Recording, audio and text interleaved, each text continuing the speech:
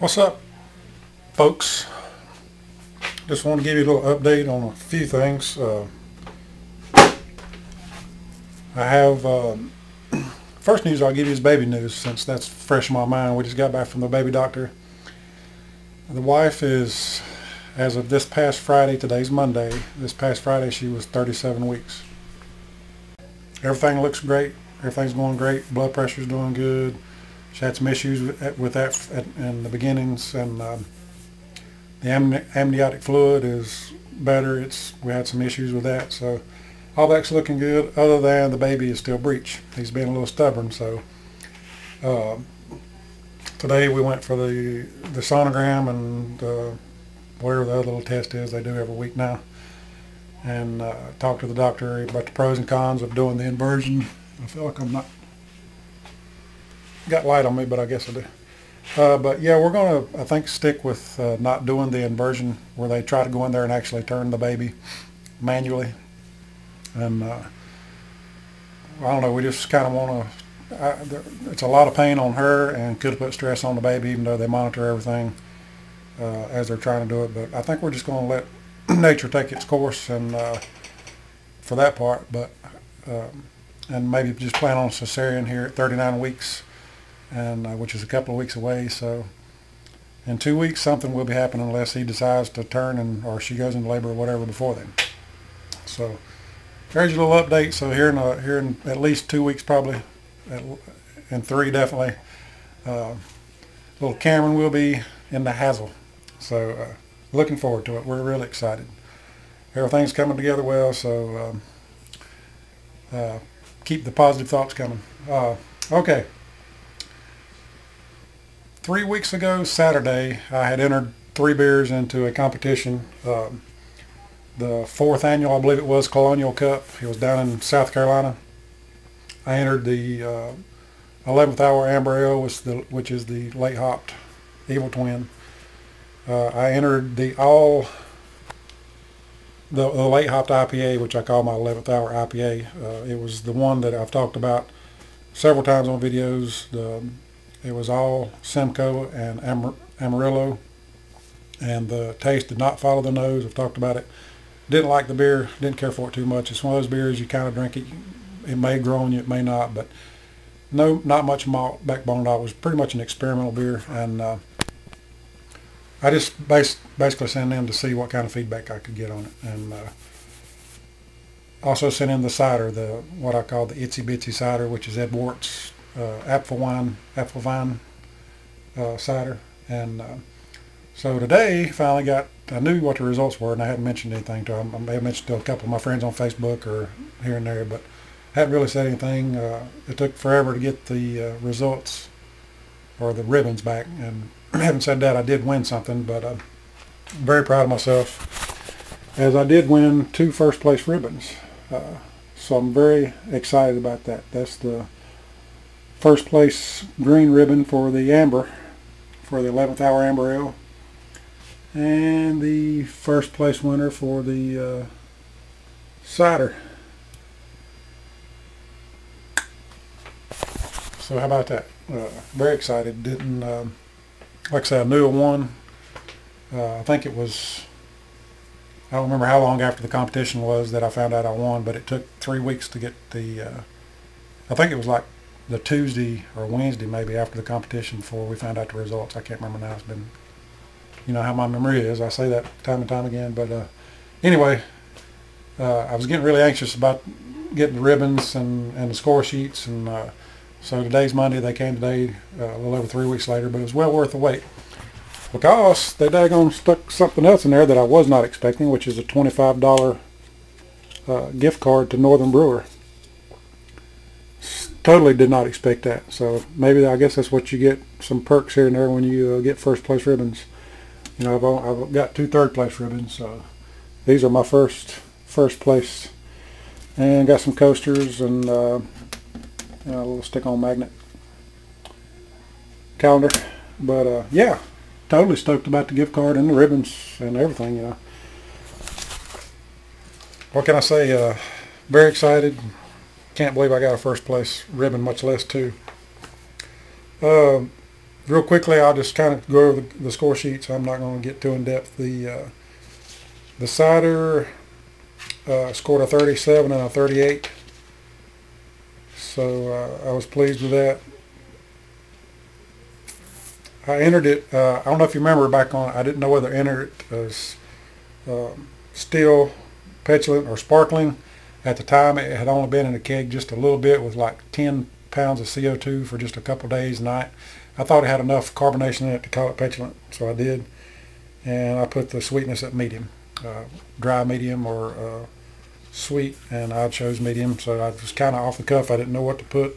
I had never made a cider, not drank many ciders, and so I guess it was spot on with what they wanted or what they was looking for, and that, or what it was for what I called it. But yeah, pleased with it. Overall score 37.5. The Amber, the Evil Twin clone, scored a 40. Both judges gave it a 40. I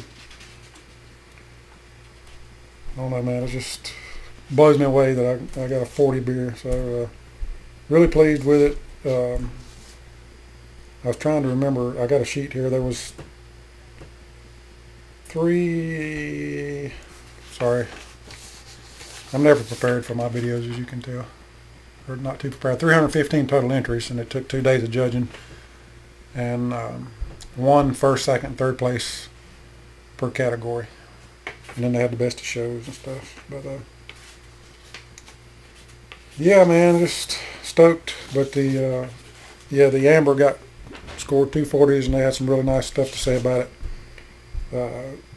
The only thing that they mentioned as far as needing to work on, or for this particular beer, was it was a little more brown than amber, and maybe back off on any kind of darker malts, which I'd have to go back and look at my grain bill, see what even I used. 240s, what can you say? The IPA, the late hopped IPA, it got a 27.5 overall. I knew it didn't have any malt backbone. I knew it was just a clean, dry, weird IPA, and it didn't have any off flavors, didn't have any weird flavors, but it just, I don't know really why I sent it in. I mean, pretty much knew what they was going to say, I guess, but they both noted astringency. Maybe that came from just too much of a late hop addition with those particular hops. I don't know if it's got to do with, maybe if that beer had more malt character, it would totally change that beer. I've kind of mentioned this to Arrogant Bastard Ale, and me and John's talked about it. I don't know if these late hop beers, if it's necessarily the type of hop that you use, the amount of that hop, or whether or not the malt just, backs up all those flavors that you get. So I don't know. I wished I had the time and room to do that same recipe, with maybe some more malt, or maybe back off on the Simcoe, or maybe back off on the Amarillo, just to see. But maybe down the road, I'll have the score sheets to go by and the recipes to go by. Maybe at some point in time, I can go back and do that. But yeah, that's crazy, man. I'm very proud to be the owner of 2 first place ribbons, and like I say, the other stuff was gravy, man. I did not expect a gift certificate, so that's way cool. I got a mess down here because I've been doing some stuff in my keys there, so I got stuff stirred everywhere. Other than that, man, just been crazy busy. I know y'all get tired of hearing me say that. Life is crazy with the baby coming up and work and everything else that's going on in my life. Haven't had time to brew. The lager's still lagering. Dropped it down to, I've done a 10-degree diacetyl rest. I checked the gravity, gosh, after a week, I think 1 week. It was in the better bottle, so I was able to start seeing the krausen drop down. And I guess I should have checked it earlier on, because everything I read about doing a diacetyl rest was like when you're, depending on who you read, or depending on who said it, I guess, or where you read it, 2 to 4 points away from your final gravity. And I don't remember what my original gravity on this beer, on this lager was, but when I checked it, it was already at 1010, so 1.010. So I was like, okay, And so I just went ahead and bumped it on up from 50 to 60 for like 3 days, I think it was. Maybe it was 48 hours, maybe it was 2 days. And then dropped it down to 40. Put an airlock off, took the blow-off tube off, put airlock on, and dropped it down to 40. So that's where it's been for however long it's been. And if I brew again before I need this space, which hopefully I will, I need to brew in a way.